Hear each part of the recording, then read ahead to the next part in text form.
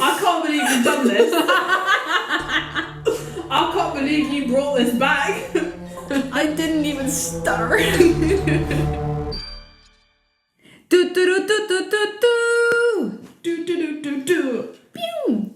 Welcome back, everybody, to Women. It's us. Back again. And continuation from last week, we had written 2 fanfictions for each other.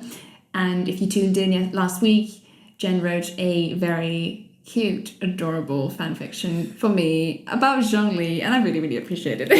It was very much, you were the target audience. It was very much written for you, to be spoken by you, or at least the lines, because I know you know the lines very well. I didn't even stutter.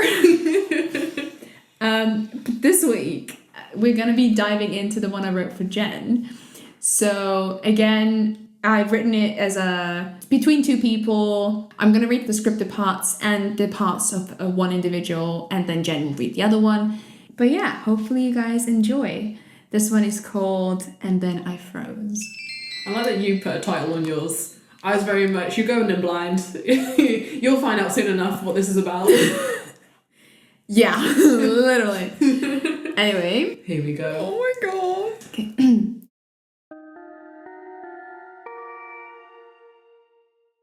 It's a bit weird to think about, if I'm honest.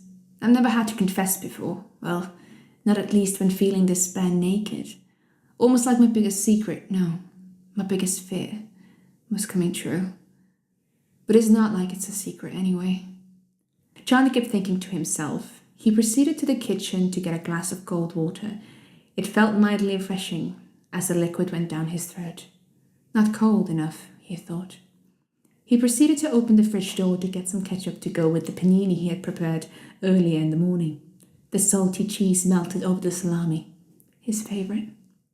He then took the ketchup bottle and with a flimsy wrist flipped it. Barely shaking it, he aimed to put this on the bread. Nothing. Not even a drop. The bottle still flipped at almost a horizontal angle, he murmured to himself with a steep voice in disappointment. Charlie.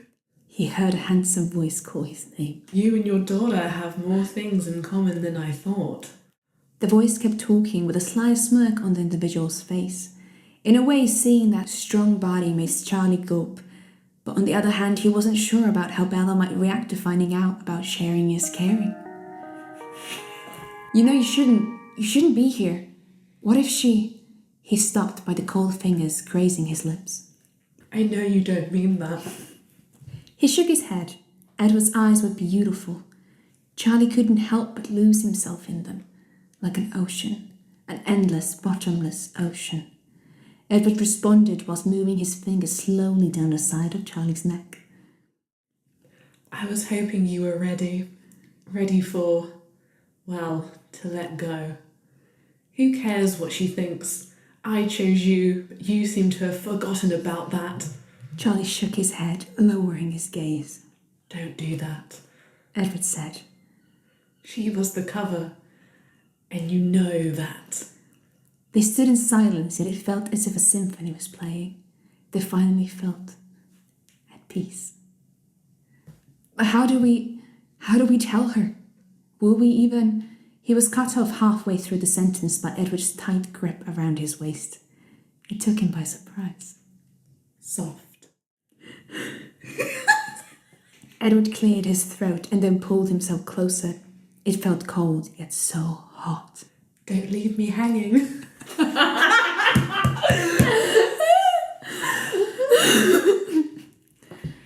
Charlie looked up at him. He raised his arms and placed them over Edward's shoulders, interlocking his fingers behind. Edward let out a deep, enjoyable hum. You know, I bet you're different with women. I think you might have forgotten the nights we've had, because why would you be so shaky, so scared? For a moment there was a pause. Charlie was scared. He was worried about what Bella might say or what his good friend Billy might think. But he was even more scared to tell him. I love you, he spluttered out. I'm sorry, it just came out. Edward looked at Charlie with the biggest grin on his face. his arms tightening around his waist. The man was happy, and you could tell from a mile away. Please don't apologize. Those are the most beautiful words you've ever said to me. In a way, I wish I could have recorded them. He said in a joking tone whilst looking around the room as if looking for a camera. This drew a smile on Charlie's face when Edward continued. I don't like using those words myself. It feels too humane, like it's not real enough if I say it to you after all the years I've been on Earth. Then, if you were to say it back to me, and only on as if you did, what would you say? Charlie was worried about what might come out of his pursed lips, but in a way he was needed to know.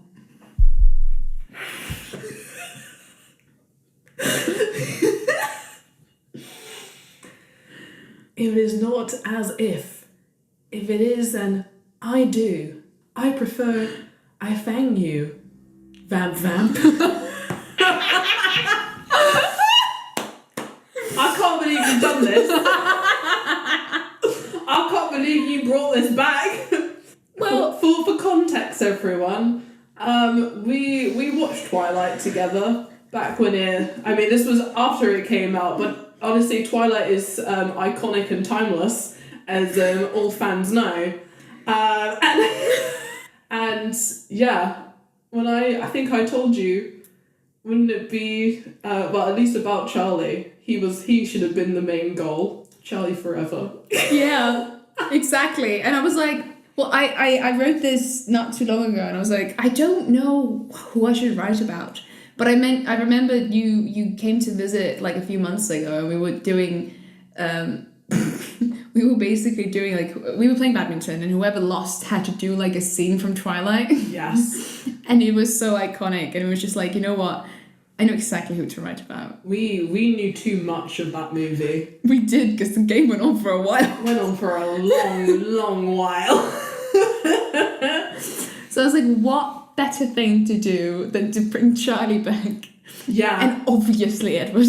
Bringing the whole Twilight fandom back from the brink. What did you think the equivalent to I love you in vampire language? I fang you. Web. I mean, I didn't know where this was going, I'll be honest, until I saw the final line and I was like, yes, I understand. Yes. Like, it needs to end on a happy note. Yeah. It needs to end on a, I feel the same. Is this giving like a kind of forbidden loves trope? Yeah, I think so. It's like, don't tell Bella. Because you mustn't tell Bella. Because Bella's been lied to. She was just a cover to hide from ever being gay. Yeah, if Twilight came out in this era, 2023, and was written by a different author, I would have been hella gay, and I'm here for it. Oh yeah, Charlie would have been the main character. Yes, honestly, we love a dad. I feel like sometimes it needs to be not a teenager, but a grown-up who is part of the fantasy world. I agree. Although I can't say much, my main characters in my book are also teenagers. It's true, we've gone for like younger characters, I feel, when we write. But I do enjoy, because we're getting to that age now where it's like, I prefer older ones. Because people who are like 17, 18, they're just fucking around. But to be fair, my book is literally called Silverhead Boy. So I feel like it needs to have children. Oh, I know. Risky business but at least, yeah. What age? I think they were between 16 to 18, 19-ish. Okay, a teen novel. Yeah, no, teen novel, yeah. I'm here for it. There's adults as well, so it's fine. They have, like, people looking after them. There's adult supervision. Yeah, it's all good. It's quite rare in fantasy books, because a lot of the time they're orphans. Well. But yeah, no, I love that. I did not know that you were going to go down the Twilight route, but I enjoyed it very much. I had a feeling when I brought up the ketchup bottle that you were somehow getting on the line. Yes, that scene, mate. Yeah. Yeah, no, because I could like see your reactions to like little laughs and stuff. So I was like, did she know? Did she get it? Because I on purposely didn't want to like say the names too soon, because Charlie can be anyone. That's true. And then I was like, I can't say Edward because you will know. Yes. I was thinking, is this Charlie from Twilight? And then as soon as it said Bella, I was like, yeah. And part of me inside was like, oh God, but the other part of me was like, tell me more. It was a beautiful story. And if you want any more of that, you can go straight to the source. Please. Don't make us... I mean, I don't mind writing this, like, stuff like this. This is really interesting. But I think the interesting part is, like, reading it out for the reaction. Yeah, I think it's a fun writing exercise. And I think people should try it with their friends and the fandoms that they enjoy. I agree. Yeah. This is it for this week's episode. I hope you enjoyed and didn't only got mildly cringed out like I did. Oh, it was worth it. Yeah. Don't lie. Yeah. See you guys next week.